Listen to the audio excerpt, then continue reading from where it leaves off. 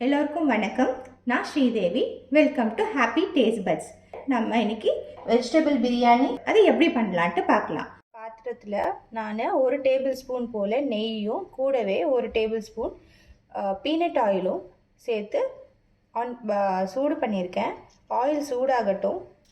Oil சூடான உடனே இதில் 2 பிரிஞ்சி இலை, ஒரு சின்ன துண்டு பட்டை, 2லேருந்து 3 ஏலக்காய், கிராம்பு, அன்னாசி மொக்கு அது போட்டுட்டு கூடவே 3 பச்சை மிளகாய் மூணுத்தையும் சேர்த்து லேசாக வதக்கி விட்டுக்கோங்க. இது கூடவே நான் கொஞ்சமாக கேஷ்யூ சேர்த்துக்கிறேன். இது ஆப்ஷனல் தான்.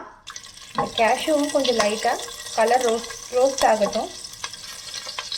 ரோஸ்ட் ஆன உடனே நான் ஒரு மீடியம் சைஸு பெரிய வெங்காயம் நல்லா நீட்டாக அரிஞ்சு வச்சுருக்கேன், அதை சேர்த்துக்கிறேன்.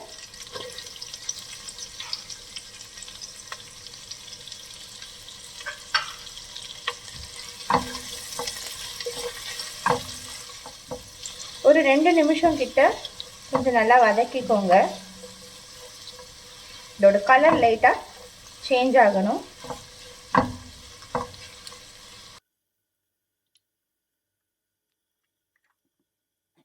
இது கூடவே ரொம்ப கொஞ்சமாக புதினா இலை சேர்த்துக்கிறேன். நல்லா ஃபைனாக சாப் பண்ணியிருக்கேன்.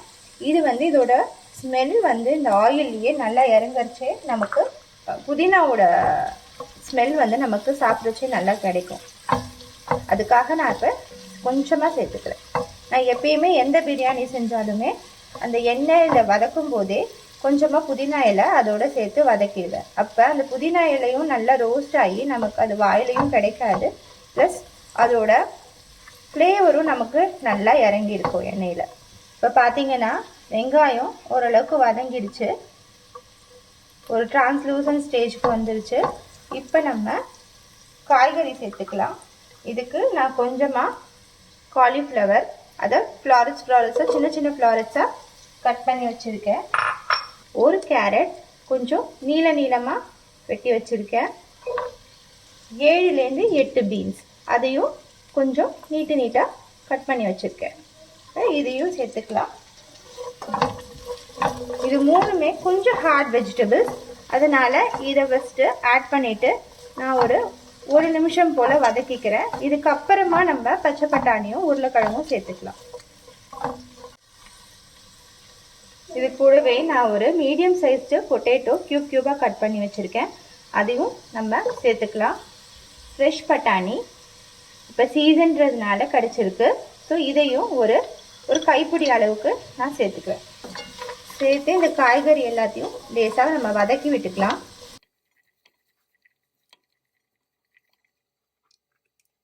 இப்போ நான் இந்த காய்கறிக்கு தேவையான அளவு உப்பு சேர்த்துக்கிறேன். ஒரு 1/2 டீஸ்பூன் கிட்ட நான் சேர்த்துக்கிறேன்.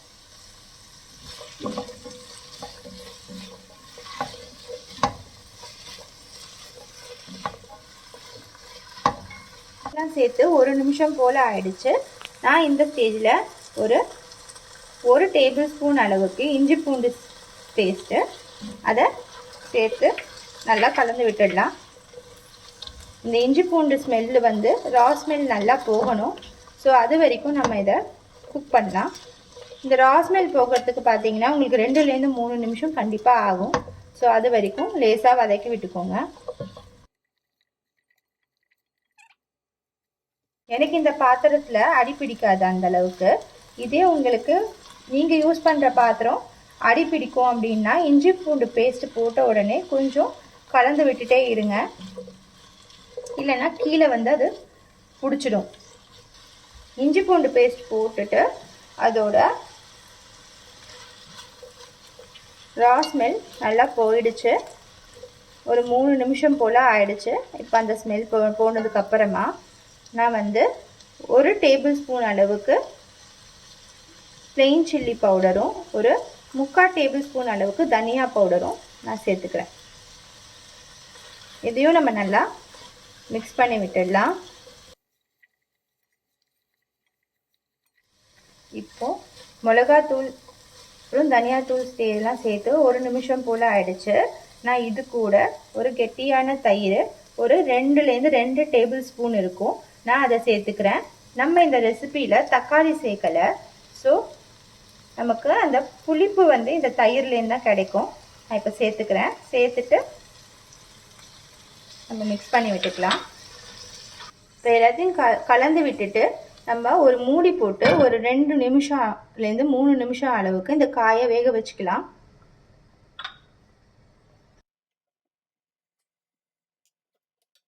இந்த மூடியை திறந்து பார்க்கலாம்.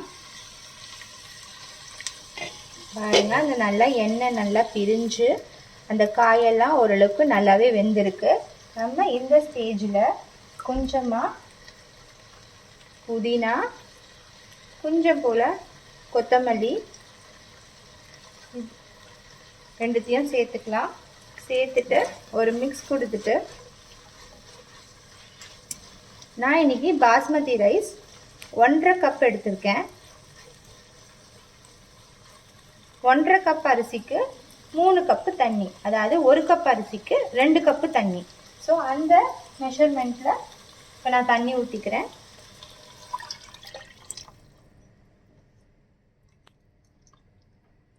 தண்ணி நல்லா கொதிக்கட்டும். அது வரைக்கும் நம்ம இதை மூடி போட்டு வச்சிடலாம். இப்போ பார்த்தீங்கன்னா தண்ணி நல்லா கொதிக்க ஆரம்பிச்சிருச்சு. இந்த ஸ்டேஜில் நம்ம அரிசிக்கு தேவையான உப்பு நான் 1 டேபிள் ஸ்பூன் போல் போட்டுக்கிறேன். நல்லா மிக்ஸ் பண்ணி விட்டுட்டு டேஸ்ட் பண்ணி பாருங்கள். பிரியாணிக்கு எப்பயுமே இந்த லேசாக அந்த உப்பு உரைக்கணும். அப்போ அது வெந்து வரும்போது கரெக்டாக இருக்கும். இப்போ தண்ணி நல்லா கொதிக்குது. நம்ம அரிசியை சேர்த்துப்போம்.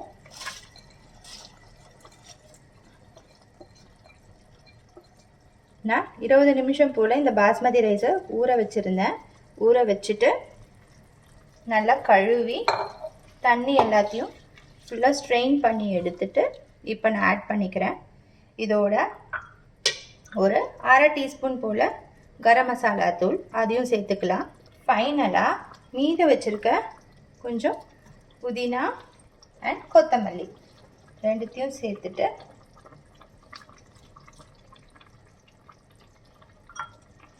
ஒரு மிக்ஸ் பண்ணிவிட்டு மூடி போட்டு வேக வச்சிடலாம். நான் இதை ஃபஸ்ட்டு ஒரு 4 மினிட்ஸ் ஐ ஃப்ளேமில் வச்சு வேக வச்சுக்கிறேன். இதே நீங்கள் ப்ரெஷர் குக்கரில் செய்யறதா இருந்துச்சுன்னா ஒரு ஐ ஃப்ளேமில் வச்சு ஒரு விசில் விடுங்க. ஒரு விசில் வந்த உடனே ஃப்ளேமை வந்து சிம் பண்ணிக்கோங்க. சிம் பண்ணிவிட்டு ஒரு 4 மினிட்ஸ் to 5 மினிட்ஸ் இருந்தால் போதும். அதோடு அதை ஆஃப் பண்ணிவிடுங்க. ப்ரெஷர் ரிலீஸ் ஆன பிறகு எடுத்திங்கன்னா அரிசி வந்து நல்லா ஊசி ஊசியாக ஒட்டாமல் உங்களுக்கு நல்லா வந்திருக்கும். இப்போ இது வேகட்டும். 4 மினிட்ஸ் ஆனதுக்கப்புறமா வந்து ஃப்ளேமை நம்ம ஒரு மீடியம் லெவலுக்கு மாற்றிடலாம். இப்போது நான் ஃபஸ்ட்டு 4 நிமிஷம் ஐ ஃப்ளேம்லேயும் நெக்ஸ்ட்டு ஒரு 3 to 4 மினிட்ஸ் மீடியம் ஃப்ளேமில் வச்சுட்டு அதுக்கப்புறமா ஒரு 10 நிமிஷம் போல் நான் லோ ஃப்ளேமில் வச்சு வேக வச்சுருக்கேன் இந்த பிரியாணியை. இப்போ திறந்து பார்க்கலாம் இது எப்படி இருக்குது அப்படின்னு சொல்லிட்டு.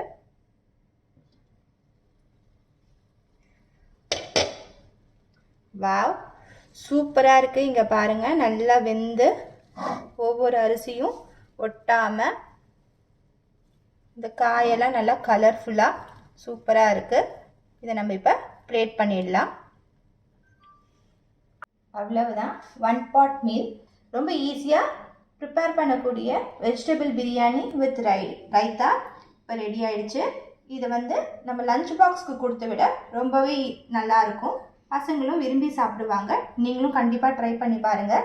இந்த ரெசிபி உங்களுக்கு பிடிச்சிருந்துச்சுன்னா லைக் பண்ணுங்கள், ஷேர் பண்ணுங்கள், ப்ளஸ் நம்மளோட சேனலுக்கு கண்டிப்பாக சப்ஸ்கிரைப் பண்ணுங்கள்.